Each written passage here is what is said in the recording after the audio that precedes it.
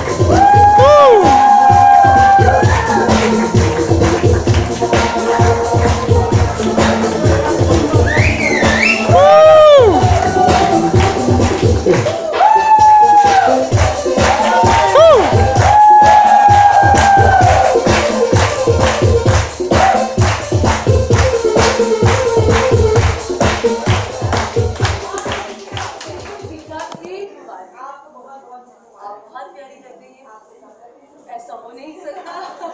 कैसी हैं आप? ठीक है?